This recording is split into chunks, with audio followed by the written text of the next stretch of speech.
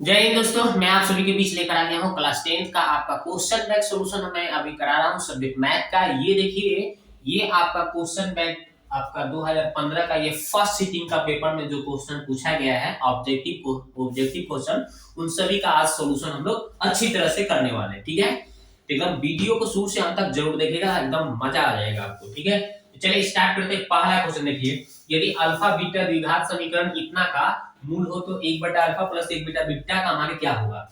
तो हमने कल ही बताया था, पहले हम समीकरण लिख लेते हैं। कितना दिया है, ठीक है, ये दिया है।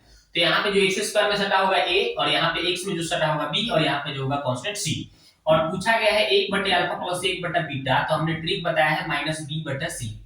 तो बस सिंपली बी का मान कितना है, देखिए यहाँ पे कुछ नहीं छिपा है तो एक छिपा रहता है, तो एक हो गया। इस सूत्र में माइनस है। सी का मान कितना है, देखिए -2 है तो -2, माइनस माइनस प्लस हो गया, कितना आ गया, देखिए 1/2 आ गया। कितना आ गया, 1/2, जो कि आंसर है ऑप्शन नंबर ए, इसका राइट आंसर हो गया। ठीक है, सिंपल तरीका से सॉल्व करना सीखिए। ठीक है, ये हो गया। अगला सवाल देखते हैं। चलिए, तो दूसरा क्वेश्चन देखिए, एकदम क्या बोला गया है कि इतना के सुनिए, माने ये जो बहुपद है, इतना कितना है बहुपद, देखिए लिखा है ना px इक्वल टू, लिखा है x square minus 2x plus 5। ठीक है, तो ये देखिए, सॉरी देखिए यहाँ पे क्या बोला गया है कि ये द्विघात बहुपद है, मतलब ये एक द्विघात बहुपद है जिसके शून्यक a और b है। a भी बोल सकता है, चाहे अल्फा बीटा बोल सकता है। ठीक है, तो a इंटू बी यानी कि अल्फा इंटू बीटा का मान पूछा जा रहा है। तो a इंटू बी यानी अल्फा इंटू बीटा पूछा जा रहा है, तो क्या होता है फॉर्मूला c बाई ए होता है फॉर्मूला। ठीक है, तो c बाई ए, तो आपको पता होगा यहाँ पे जो अंक होता है यहाँ पे छिपा, उसको a बोलते हैं। यहाँ पे जो b कांस्टेंट, यहाँ पे जो x में सटा होगा b, और यहाँ पे जो कांस्टेंट होगा वो c कहलाता है। तो c बाई ए यानी कि 5, और a का मान क्या है, यहाँ पे कुछ नहीं है, तो x स्क्वायर में 1 छिपा है ना। ठीक, भाग लगाए क्या है, 5 आ रहा है, जो कि right answer option number A है, 5 है। ठीक है, 5 दिया है। ठीक है, तो चलिए नेक्स्ट क्वेश्चन देखते हैं, अगला सवाल देखते हैं। वाला अगला सवाल देखिए, बोला गया है दोस्तों कि दो परिमेय संख्याओं के बीच कितनी परिमेय संख्या होती है। तो कभी भी दो परिमेय संख्या के बीच में पूछ दे कितना परिमेय, तो अनंत होता है, अनंत। कोई भी दो, जैसे 2 3 की बात करें, इसमें बीच में बहुत सारा आप निकाल सकते हैं, आप 9th में ही पढ़ चुके हैं कि अनंत होता है। कितना होता है, अनंत होता है। अगला सवाल देखिए, अब बोला रहा है कि किसी बारंबारता का बहुलक होता है। बारंबारता का बहुलक, तो जो सबसे ज्यादा बार आता है उसी को बहुलक कहते हैं। जो अधिकतम बारंबारता वाले को ही बहुलक कहा जाता है। तो अधिकतम बारंबारता वाले को ही बहुलक कहा जाता है, याद रखिएगा। ठीक है, अगला, यदि समानांतर चतुर्भुज की सभी भुजाएं एक वृत्त को स्पर्श करती है। मान लीजिए कि कोई वृत्त है, और इस वृत्त में क्या हो रहा है ना कि हम एक चतुर्भुज बनाते हैं जिसकी सभी भुजाएं क्या करती है, सभी भुजाएं, बोला है ना कि एक वृत्त है जिसके समानांतर चतुर्भुज की सभी भुजाएं अगर क्या करती है, वृत्त को स्पर्श कर रही, छू रही है सभी भुजाएं, तो इसको हम कौन सा चतुर्भुज कहेंगे, तो ये बोलते हैं सम चतुर्भुज। कौन सा चतुर्भुज, सम चतुर्भुज कहलाता है, याद रखिएगा। ठीक है, अगला सवाल देखते हैं। चलिए नेक्स्ट क्वेश्चन क्या है उसको देखते हैं।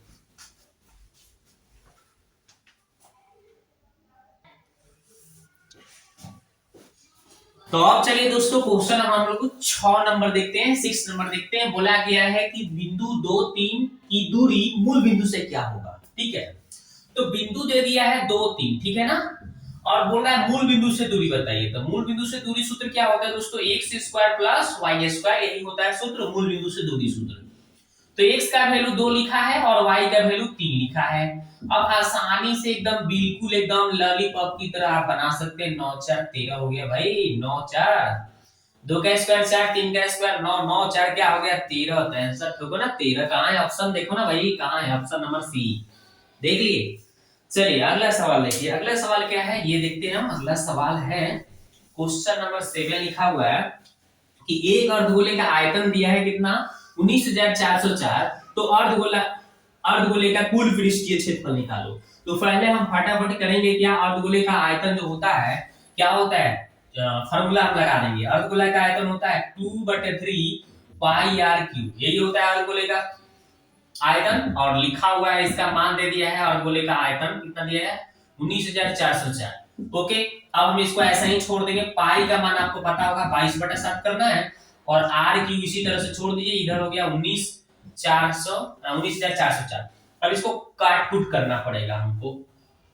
तो कैसे काट कूट करेंगे, इसको हम उधर लेकर चले जाते हैं, आर क्यू बराबर निकालते हैं, कितना हो जाएगा, देखिए 19,404 और ये 3 और 7 जो नीचे रहता है उधर जाएगा तो ऊपर चला जाएगा, 3 गुने 7 ऊपर चला गया, जो ऊपर है ना वो नीचे आ जाएगा, ठीक है। अब इसको हमें काट कूट करना पड़ेगा भाई, 11 से ये कटेगा, 11 दूना 22 हो गया, देखिए अब हम इसको भी काटते हैं, 11 एकम 11, यहाँ पे बच गया कितना भाई, यहाँ पे 8 बचा, 84 होगा, 11 से 77, तो कितना हो गया, 7 बचा, 70, 11 चल 66, ठीक है, तो 4 बचा, 44 होगा, 11 चौके 44, ठीक है, हो गया। अब इसको फिर चाहेंगे तो 2 से काट सकते हैं, इसको 2 से काटेंगे तो कितना हो जाएगा, देखिए 8 दूना 16, फिर 8 दूना 16, फिर कितना हो जाएगा 2 दूना 4, फिर इसको 2 से काट सकते हैं तो कितना हो जाएगा 4 4 1, इतना आ गया, और फिर 3 7 21 हो जाएगा। तो यहाँ पे कितना आया, आर क्यूब का वैल्यू आ रहा है दोस्तों 41 गुने 441 गुने 70 के 21 आ रहा है ना, कितना आ रहा है। अब हम आर क्यूब अगर उधर ले जाए तो इसका हमें घनमूल निकालना पड़ेगा, किसका जी, 441 को अगर आप तोड़ेंगे तो कितना हो जाएगा 21 गुने 21, ये 441 को तोड़िएगा तो 2 21 लिख सकते हैं, पहले से 21 है। अब 3 गो का एगो बाहर दोस्तों निकल जाता है, 3 गो का एगो बाहर निकल जाएगा तो कितना हो जाएगा 21 आ जाएगा, देख रहे हैं ना, घनमूल है, 3 गो का एगो बाहर निकल गया, 21 आ गया। तो इसका 21 cm क्या आ गया, इसका त्रिज्या आ गया दोस्तों, क्या आ गया, त्रिज्या। तो 21 cm इसका त्रिज्या आ गया, आर का मान, ठीक है। तो आर का मान जब हमें पता चल गया 21 cm, तो मेरे को पूछा क्या गया है, और बोले का कुल पृष्ठीय क्षेत्रफल, सिंपल देखो कैसे करोगे, इसको थोड़ा मिटाता हूं मैं, चलो। अब मेरे को करना क्या है, अब मेरे को अर्धगोले का कुल पृष्ठीय क्षेत्रफल, तो क्या होता है 3 पाई r स्क्वायर होता है अर्धगोले का कुल पृष्ठीय क्षेत्रफल। अब इस पे भर देंगे, 3 पाई का मान 22/7 भर देंगे, और r स्क्वायर बोला है तो 2 बार r का मान भर देंगे, 21 गुने 21 2 बार भर देंगे, स्क्वायर है तो, ठीक है। अब काटेंगे तो 7 के 21 हो गया। अब हमें क्या करना है, गुना कर देना है, कुछ नहीं करना है, गुना। तो 2 क्या करेंगे, 2 3 6, 2 3 6, 66 हो गया, 3 कम 3 और 3 गुना 6 63।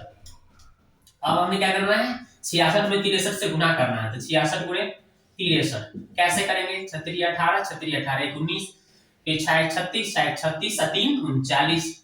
अब देखिए 8 9 6 15 के 5, 10 1 11, 3 1 4, 41 58, देखिए तो 41 58, हाँ पहला ही ऑप्शन तो दिख रहा है, ऑप्शन नंबर ए देखिए 41 58 आ रहा है। तो इसका हमने सॉल्व करके देख लिया भाई, 41 58 सेंटीमीटर स्क्वायर, यही इसका राइट आंसर हो गया, ठीक है। तो इस तरह से लॉलीपॉप की तरह सवाल बनाएंगे, कठिन से भी कठिन सवाल को बना सकते हैं। चलिए आगे बढ़ते हैं, ठीक है। तो ये था थोड़ी सी हल्का सा डिफिकल्ट लगा होगा, लेकिन फिर भी मैंने आसानी से आपको बताया, ठीक है। क्षेत्रमिति पढ़ोगे तो उड़ा लेंगे ऐसे सवाल को। निश्चित घटना की प्रायिकता, निश्चित घटना चाहे संभव घटना की प्रायिकता दोस्तों एक होता है, याद रखिएगा, निश्चित घटना की प्रायिकता या फिर संभव घटना की प्रायिकता एक होता है, और निश्चित घटना की प्रायिकता कोई पूछेगा तो 0 बताइएगा, या असंभव घटना की प्रायिकता भी 0 होता है, ठीक है।